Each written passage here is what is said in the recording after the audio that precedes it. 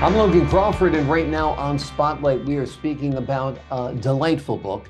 It is called Flowers Speak. It is written by Lorraine Aplin. It is a channeled book that delivers a powerful message from the energy of flowers to help humanity reconnect with the natural world. Her direct and clear writing style urges readers to reconsider their relationship with nature and take meaningful action. As a valuable companion for spiritual and environmental awakening, this book can be revisited time and time again for deeper understanding and inspiration. We're delighted to have Lorraine in the spotlight today. Thank the folks at Prime 7 Media for helping us put her in the spotlight today, and ask viewers like you to support writers like her by subscribing to our channel. Lorraine, thank you so much for joining us here today. Thank you. It's a blessing to be here. Oh, it's a pleasure is all ours. It's a blessing to be able to hear from someone like you who has written such wonderful words. Tell the folks at home what your book, Flowers Speak, is all about. Well, I see it as a way of letting people know the importance of spiritual connection, and as thus it mentions spiritual law. Sorry.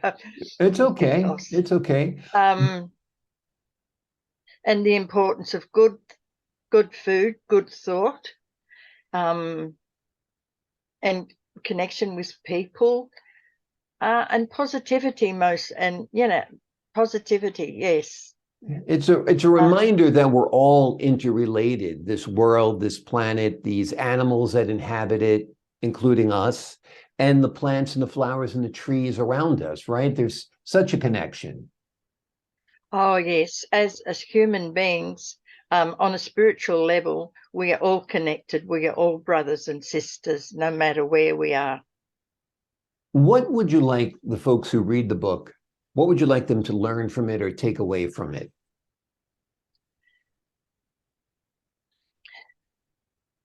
The knowing that we are powerful, that we are the creators of our own lives by our thoughts, by our emotions.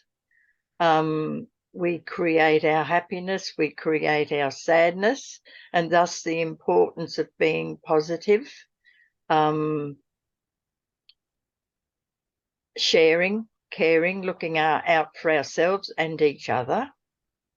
That is so important, because when we care about other people, we are lifting our own love vibration.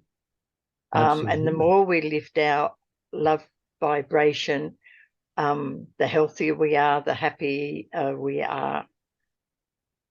Have you always had a love of flowers and nature? Not as much as I have learned to be. But this book has really lifted the way I look at flowers. Look, like taking so many photos of flowers, I've noticed the arrangement of petals and the center of flowers is just amazing. It's a whole other universe of flowers. I think there's probably more types of flowers than there are types of people. Quite possibly. Yeah. And a lot are a lot better looking, right? Yeah. They make the world a prettier place. See, when you're surrounded by flowers, when you're surrounded by nature and all the things that come with it, where you have flowers, you have birds, and it's its own ecosystem. It's really an ecosystem of beauty. Oh, yes. Yeah. And the diversity, like in different areas, the way they grow, what they need to grow, the amount of sunshine, the soil can be very different from one type to another. Yes. Yeah. When is this your first book you've ever written? I did a couple on blurb where you make your own book.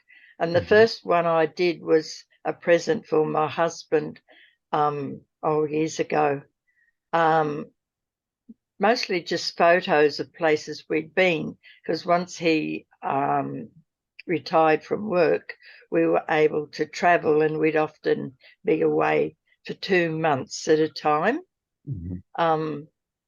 And I'd won a little camera a few years before, so that got me very interested in photography.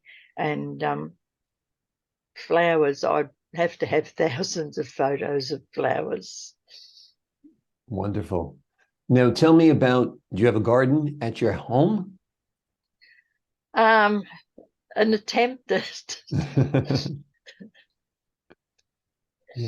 Yeah.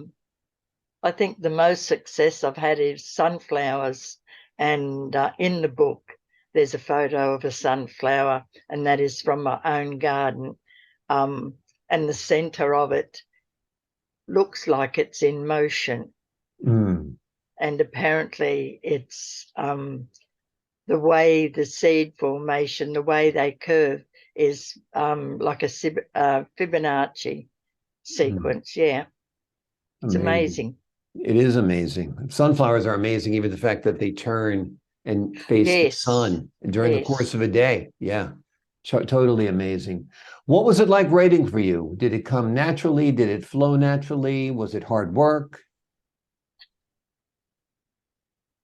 Well, no, because I would just sit quietly and the thoughts would come in, and I would write them as I received them, because I had learned that with messages from spirit, don't muck with it, because you upset the flow. And I did have one lady ask me, how did you get it to flow like that? And I said, well, it wasn't me. It was spirit. So that's wonderful. Yes. That's quite a compliment when somebody says the words just seem to flow. Yes. It's very lyrical. And they do. Yeah. It flows from one thought to another. Wonderful. Now, when you were writing the book, did you have someone reading it as you wrote it, or did you give it to someone at the end and said, hey, take a look at this? No. No? Who was the first person to read your book? After I had it printed, a couple of my friends, and I was at a market out of town, and I had some of my books there, and there was a lady looking at it and reading it, and she couldn't make up her mind. And a friend was with me, and she said, try using, because this lady had a problem. And my friend said to her, well, close the book and open it, and what you see will be a message for you. And so that was quite interesting. I'd never thought of using it like that. So did the woman open it, close it and open it? What was the flower she saw? What was the message she saw? I don't remember. That was about 4 years ago. Okay. That's very, very interesting. So yeah, it's kind of like telling your fortune, open up to a certain page. Yes. And, that is looking at an aspect of your life at thought patterns that you may have, and work with that. Absolutely. Are you working on any other books? I've started to put a few things together for a prayer book for children. And what inspired you to write that? Well, it wasn't an inspiration, as usual. I just put the thought out and the words just popped into my head. Wonderful, wonderful. And how far are you along in writing that book? Not very far at all. Well, it'll take a little while. How long did it take you to write this book, Flowers Speak? Well, the message probably only maybe took a few weeks or something. but it was getting the photos together. That took a long time, sorting through them, choosing them. Some that were a little bit dark, I had to lighten them a little bit, and that sort of thing, you know. So yeah, that part took quite a while, and then doing all the processing for publishing, that took a while because I'm not comfortable really with computers. I don't know much about them. I don't do much work with them. Right. Did you do all the photography in the book? Are all those pictures your pictures? They're all my photos. Wonderful. Well, you're a gifted photographer as well. They're very Oh, beautiful. thank you. Yeah. Yeah, they're taken in most states of Australia. Wonderful. Wonderful. Well, you're at a time of year now that the flowers will be wilting, right? You're getting into fall and winter. Yes. Yes, Yeah. yes. When it's our springtime, when our flowers start blooming, your flowers start wilting here in the States. Yes. Well, it's a wonderful book. This book is a perennial. They are flowers that will stay with you year round. The name of the book is called Flowers Speak. It is written by Lorraine Aplin. It is a book of text. It is a book of prose. It is a book of pictures. And you will find it absolutely delightful. It will help you find the energy from flowers to reconnect with humanity in this beautiful world that God has created around us. Lorraine, thank you so much for joining us here today on Spotlight. Thank you very much for having me. Thank you. Oh, the pleasure is all mine. And to the viewers at home, I'm Logan Crawford, thanking you for your time this time. Until next time on Spotlight.